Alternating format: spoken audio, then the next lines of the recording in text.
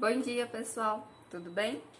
Na aula de hoje a gente vai continuar a falar sobre os elementos da narrativa, que a gente já começou a falar um pouquinho, a entender um pouquinho quais são os elementos da narrativa, e na aula de hoje a gente vai dar continuidade a esse tema.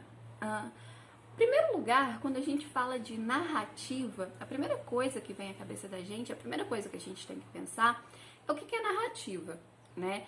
A narrativa, narrar uma história, é contar uma história, correto? E essa questão de contar história, de narrar, tá na história da humanidade e na história da literatura desde o início dos tempos, né? A gente pode pensar que todos os homens, em todas as épocas, das mais diferentes formas, eles narravam, né? Eles contavam a história. Faz parte do ser humano narrar. E para que essa história que está sendo narrada, essa história que está sendo contada, ela tenha minimamente um sentido, ela faça um sentido para aquele leitor ou para aquele ouvinte, para aquela pessoa que está ouvindo a história, a gente tem que obedecer, ou melhor, a gente tem que ter alguns elementos que vão fazer com que essa narrativa elas tenham sentido. E é esses elementos, né, constitutivos de uma narrativa que a gente vai ver um pouquinho na aula de hoje. O primeiro elemento importante e que vai fazer com que a narrativa tenha sentido seria o espaço. O espaço ele é um elemento completamente importante para a narrativa. Por quê? Porque através do espaço, ou seja, onde acontece a narrativa, que a gente vai conhecendo os personagens e que a gente vai começando a entender a história. O espaço, a gente pode entender que existem dois tipos. O primeiro seria o espaço físico. Seria, por exemplo, uma casa, um bairro, um jardim, uma rua. Um espaço que a gente pode entender que ele existe, um espaço físico, que seja palpável, mesmo que na imaginação do leitor ou do ouvinte. E um outro espaço, a gente dá o nome de espaço psicológico. É aquele espaço que você passar mais na cabeça do narrador, né? Esse espaço psicológico, ele vai falar mais sobre a vivência subjetiva dos personagens, né? Nas memórias, nas lembranças, ou num determinado período do passado. Quando esse tipo de espaço ele aparece na narrativa, a gente vai chamar de espaço psicológico. Então, resumindo, espaço nós temos dois, o espaço físico e o espaço psicológico, sendo o espaço um elemento que vai constituir a narrativa. Um segundo elemento, não menos importante, vai ser o tempo. O que é o tempo? O tempo ele vai caracterizar o desencadear dos fatos, ou seja, o passar dos fatos, a forma como os fatos vão acontecer na narrativa. É muito importante a gente saber que o escritor, né, não vamos confundir o escritor, o autor, com o narrador da narrativa. O escritor, ele vai ter total domínio do tempo, né? Então, é o escritor que vai ditar pra gente qual é o tempo que se passa a narrativa. Assim como o espaço, a gente vai ter também dois tipos de tempo importantes dentro de uma determinada narrativa. O primeiro tempo vai ser aquele tempo cronológico. O que é o tempo cronológico? É o tempo que a gente pode medir por horas, meses, anos, período do dia, estações do ano. Então, por exemplo, quando numa narrativa aparece a palavra no ano passado, a gente sabe determinar quando que se passou aquela narrativa, mesmo que a gente não tenha muita ideia de qual ano, né, aquela narrativa está se passando. Se eu falar no verão, no inverno, na primavera, na tarde, no entardecer, no amanhecer, são palavrinhas que dão uma ideia pra gente de quando se passa a narrativa. E esse tempo a gente vai chamar de tempo cronológico. É aquele tempo que a gente pode medir pelo ponteiro do relógio ou pelo calendário. Existe um outro tempo dentro de uma determinada narrativa e a gente vai dar o nome de tempo psicológico.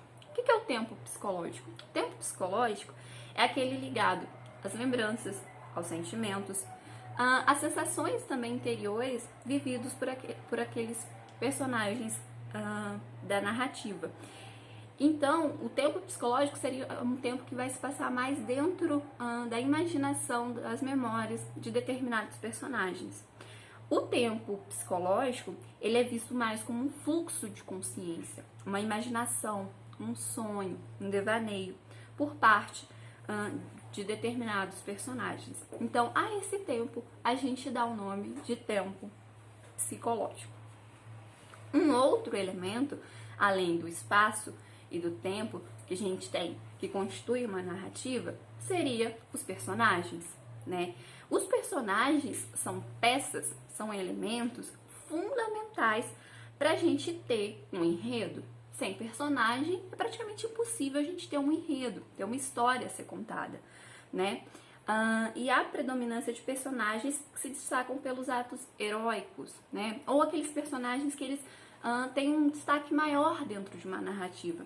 Esses personagens, a esses tipos de personagens, a gente dá o nome de personagens principais. Para a gente conseguir entender e colocar isso dentro de uma narrativa, a gente pode pegar como exemplo uma narrativa que a gente ouvia quando a gente era criança. Todo mundo que, por mais que não tenha pegado o livro e lido, conhece. Por exemplo, a Chapeuzinho Vermelho, né, que a gente escuta que quando a gente é criança, que os pais narram pra gente, né? Qual que é a história da Chapeuzinho Vermelho? É uma menina que a mãe dá docinhos e ela vai levar até a casa da avó. Então, pra gente entender quais são os tipos de personagem, a gente pode pegar esse conto infantil da Chapeuzinho Vermelho e fazer algumas analogias. O personagem principal, né, o personagem que a narrativa, né, o enredo dá mais foco, dá mais importância a ele, seria a própria Chapeuzinho Vermelho. Mas a gente vai ter outros tipos de personagens dentro dessa história, por exemplo. A gente vai ter a vovó, a gente vai ter a mamãe, né? Então, esses personagens, a gente vai dar o nome de personagens secundários. É como se eles dessem um suporte para aquela narrativa acontecer, para aquela narrativa fazer sentido, né? A esses personagens, como eu disse, a gente dá um nome de personagem secundário. E a gente vai ter também os personagens que a gente vai chamar de antagonista. O que é isso? Vão ser os personagens que vão fazer uma oposição ao personagem principal. A gente tem a ideia sempre que esses antagonistas seriam personagens maus, vilões. Nem sempre, né? A gente pode guardar como eles, os antagonistas, fazendo um embate, uma oposição ao personagem principal. Na história, né, no conto infantil que eu dei de exemplo, a gente pode pensar que o antagonista da Chapeuzinho Vermelho é o lobo mau. Então, com essa analogia, com esse exemplo, acho que fica mais fácil a gente entender. Então, até agora a gente viu os elementos que são importantes para constituir a narrativa.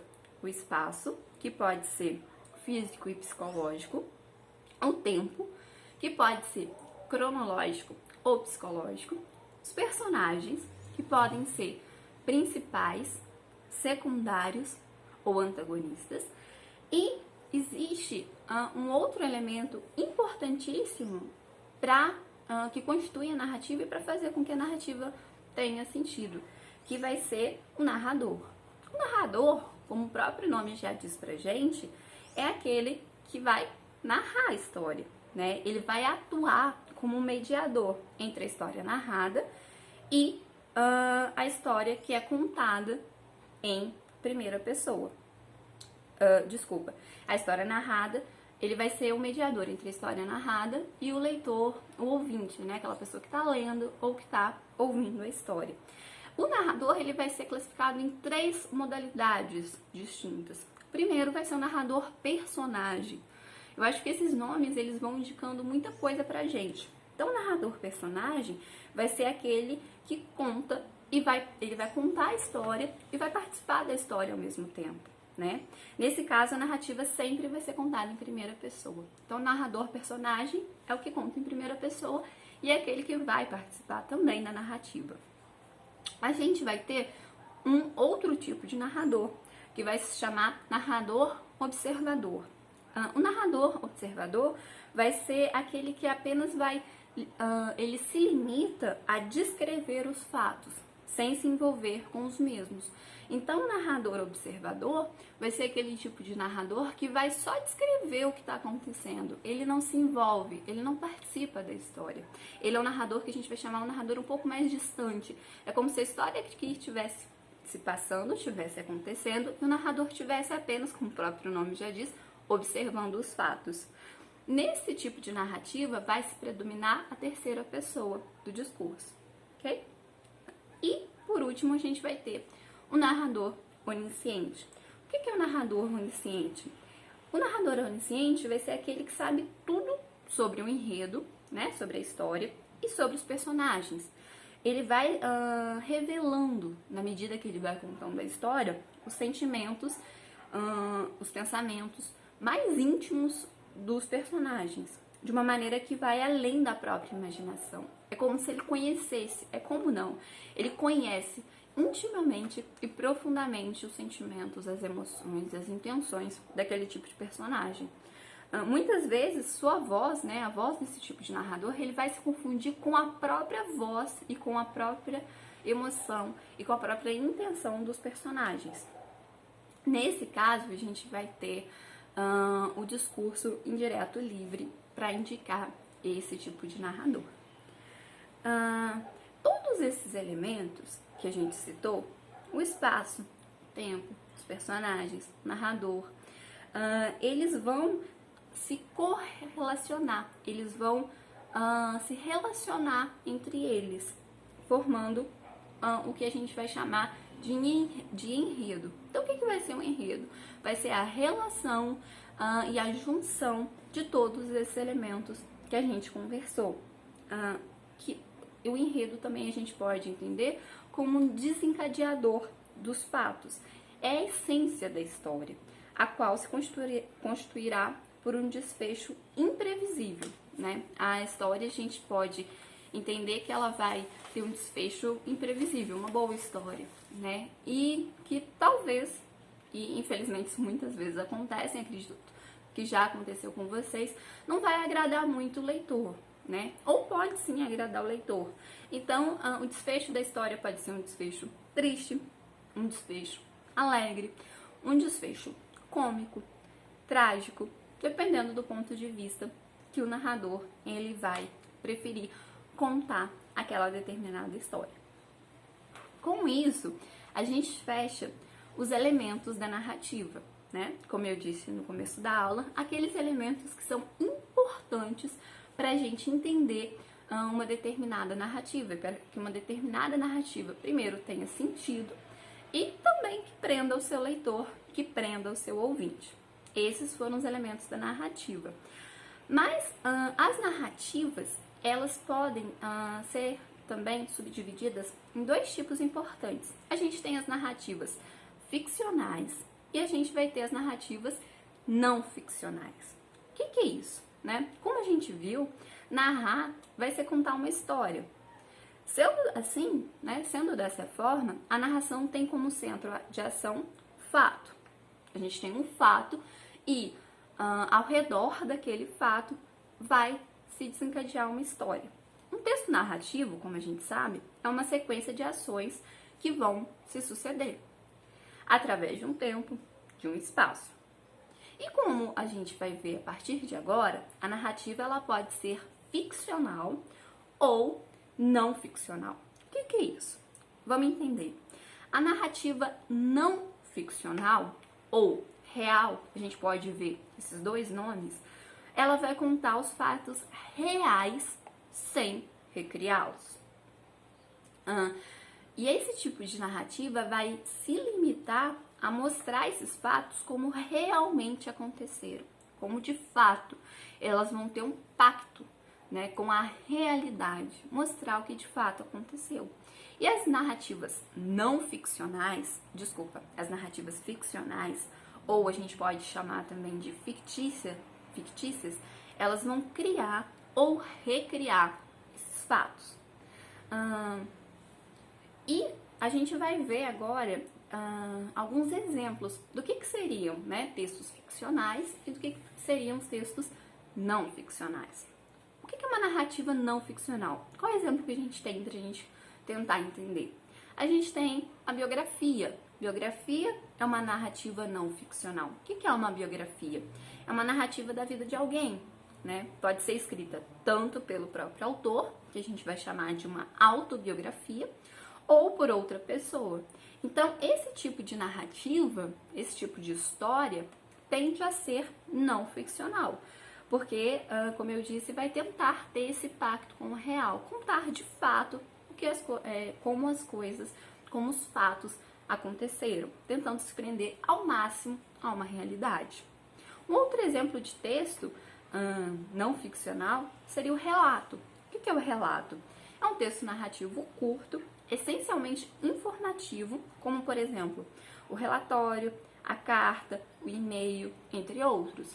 Então, no relato também a gente tem que ter essa preocupação com a realidade, de retratar aquilo que de fato aconteceu. Por isso que a gente entende que é uma narrativa não ficcional.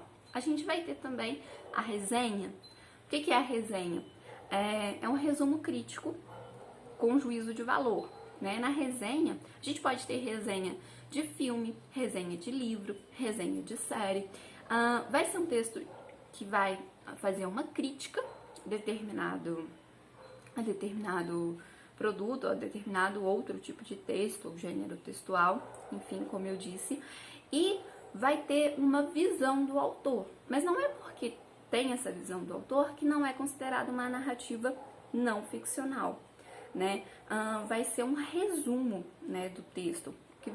Qual que é o objetivo da resenha? Ela procura impressionar, procura convencer o leitor, o ouvinte, com determinados tipos de argumento que aquele determinado ponto de vista defendido na resenha seja uma verdade. A gente vai ter também, como um exemplo de uma narrativa não ficcional, o artigo. O que é o artigo? Vai ser um texto normalmente divulgado pela imprensa, elaborado com bases em fatos atuais.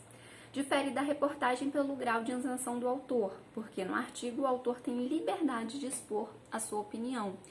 Então, percebe esse pacto com a realidade? É um exemplo o artigo. A gente vai ter também ensaio. O que é o ensaio? É um texto científico, né? Mas ligado ao gênero textual científico ou técnico, que deixa clara a opinião do autor sobre determinado assunto, geralmente mostrando ao leitor o processo de reflexão pelo qual passou o autor até chegar à conclusão, que é o tema do texto.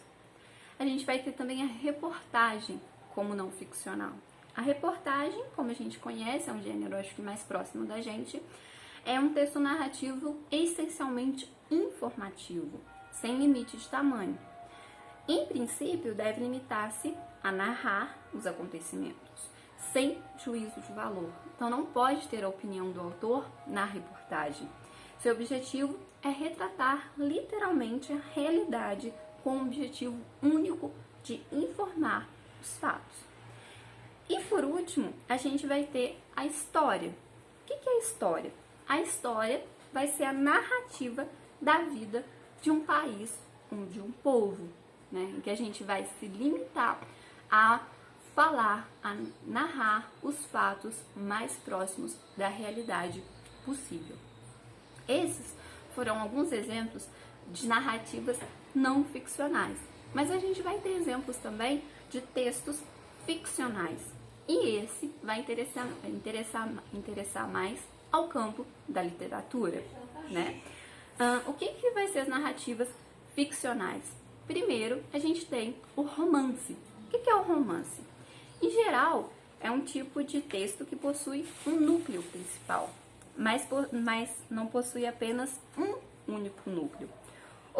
Outras tramas, elas vão se desenrolando no romance. Então, a gente vai ter tramas principais e tramas secundárias, né? São histórias que, por tamanho mesmo, a gente pode falar que são histórias um pouco maiores. A gente vai ter a novela. O que vai ser a novela?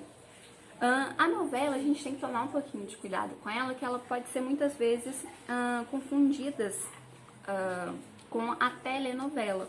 E são coisas diferentes, né?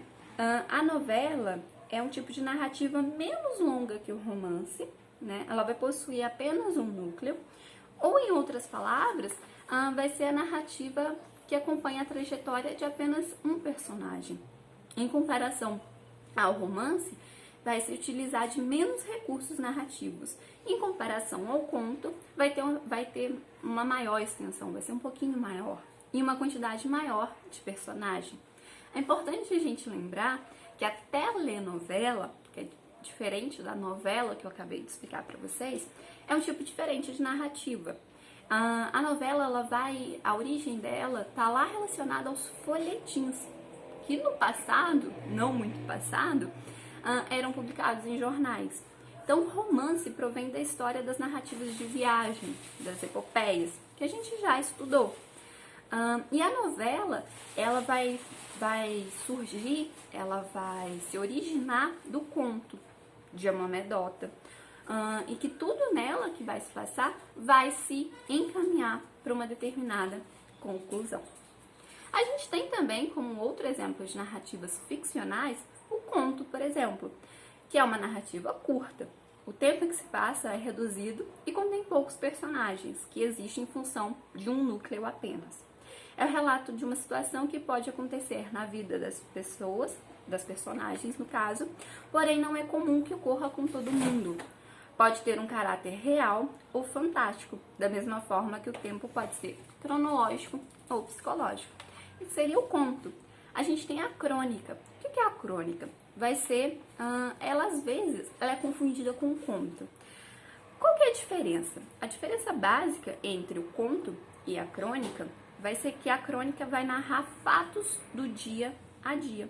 Vai relatar o cotidiano das pessoas, situações que presenciamos e já até prevemos o desenrolar dos fatos. Então a crônica ela vai ser mais ligada ao dia a dia, ao cotidiano das pessoas. Como outro exemplo de narrativas ficcionais, a gente vai ter a fábula. O que é a fábula? É semelhante a um conto em sua extensão e estrutura narrativa. O diferencial se dá principalmente no objetivo do texto, que é o de dar algum ensinamento ou alguma moral. Então, sempre ao final da fábula, a gente vai ter um ensinamento, uma moral que o leitor ele vai aprender, né, com aquele determinado tipo de texto. A gente vai ter também a parábola. O que é a parábola? Vai ser a versão da fábula com personagens humanos, porque a fábula ela tem como personagens os personagens animais, né, geralmente. O objetivo da parábola vai ser o mesmo da fábula, vai ter um ensinamento, uma moral. A gente vai ter o apólogo, que vai ser semelhante à fábula e à parábola, mas vai se utilizar das mais diversas e alegóricas personagens animadas ou